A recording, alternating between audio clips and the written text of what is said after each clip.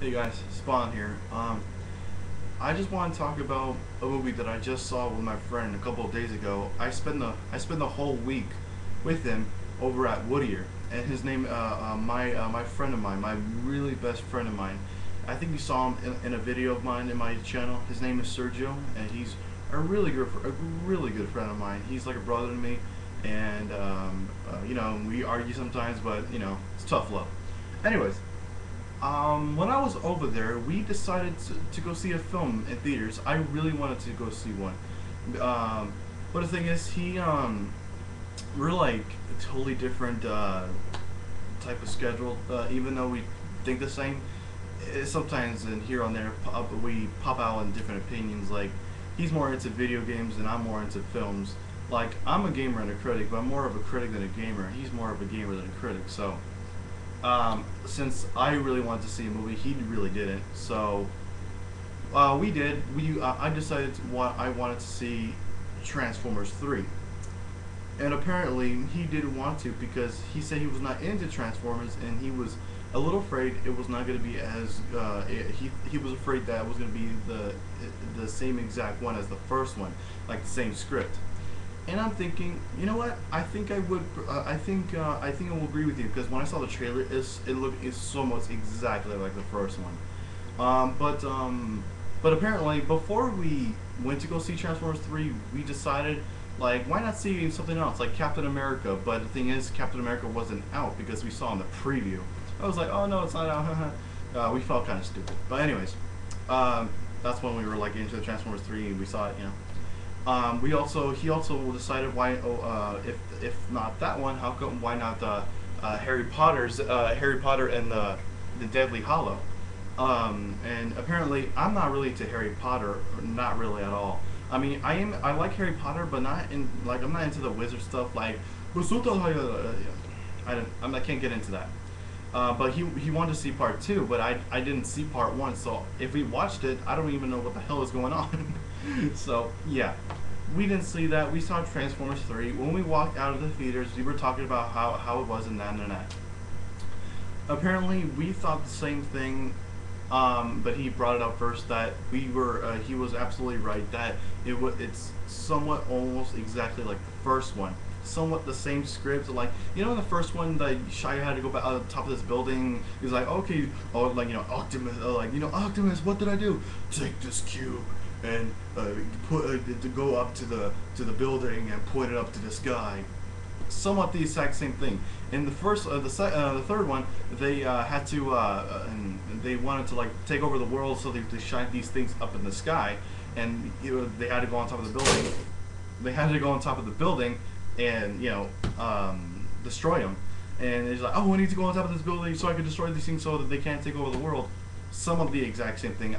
It seemed like me and Sergio, we actually thought we were actually saying the same thing, same exact thing. But let me tell you something. Like, people were warning me that, like, just telling me that when you watch Malachi, like before I saw this, they said this to me. Before you watch Malachi, it's gonna be Shia's gonna be screaming mostly through the entire film, like in every line he says. I'm like, okay, all right, well, I'm kind of used to that because he did yell in the other Transformers movies, and so I watched it, and yes, he does yell, but not really. I mean, he does yell a lot, but not really a lot how people explained it. Like, they were like, oh no, he yells in every single line he says. I didn't see that. I only saw it here on there. But I think my most favorite part where he yells when he's wants to go into this building, but the guards won't let him. They're like, no, you can't get in here. Like, why not? I need to talk to Optimus. Blah blah blah. And like, no, you can't get in here. He's like, and they're like, and he's like, oh no, I'm going anyways. And he takes off with his scarf. But they stopped him, and they like with the some sort of block. They like tip his car over, and out of nowhere, he just screams out of agony. He's like, wah, wah, wah, wah. What was that all about? And I was laughing at that part, not because it was funny. It wasn't funny. I was just laughing how stupid and lame it was, and how random and cheesy it was. Very cheesy lines that he does. And usually he always yells Optimus, like Optimus. or girlfriend, or you know, whatever her name is. Oh, speaking of the new girlfriend, the girlfriend is like hot. The new girlfriend is hot. But to be fair, Megan Fox was okay in the other Transformers film. The back then when she was not doing her acting career, she was actually doing pretty okay.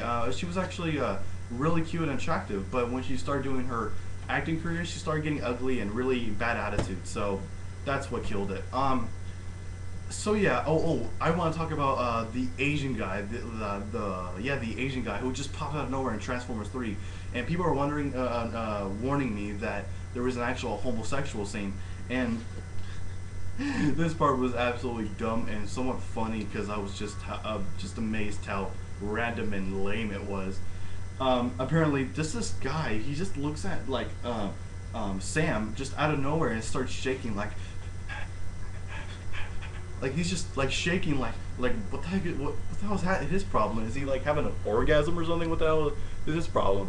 And apparently he has the hots for Sam, and you know, Shia, and he's like, "Are you okay?" Like, no, I'm good, I'm good.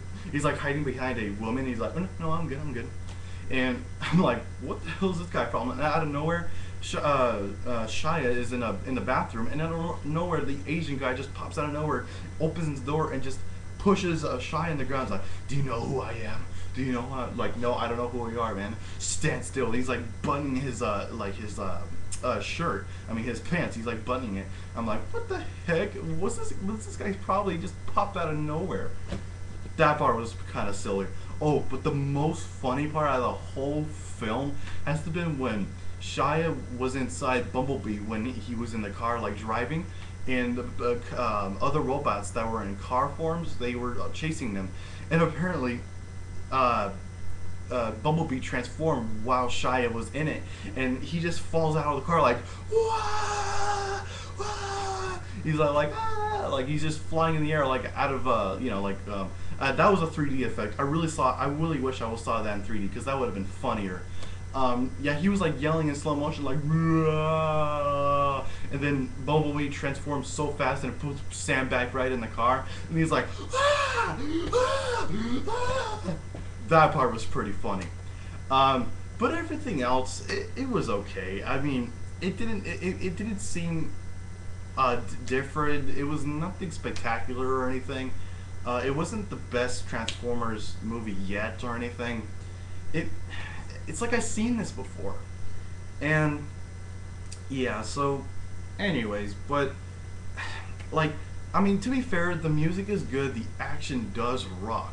But it just didn't really need to be just a dumb action film. It could have been so much more. It could have just been a lot better. It didn't do anything for me. If you guys love it, that's okay. But overall, I'll see you guys later on the next review, and probably I'll put up Captain America, or because I'm not really into Captain. I read the comments, but I mean I like how these directors are having this good idea, just bringing like the comic book characters back into life in real films. Like, you know, they did Green Lantern, Spider-Man, Thor, you know, Captain America.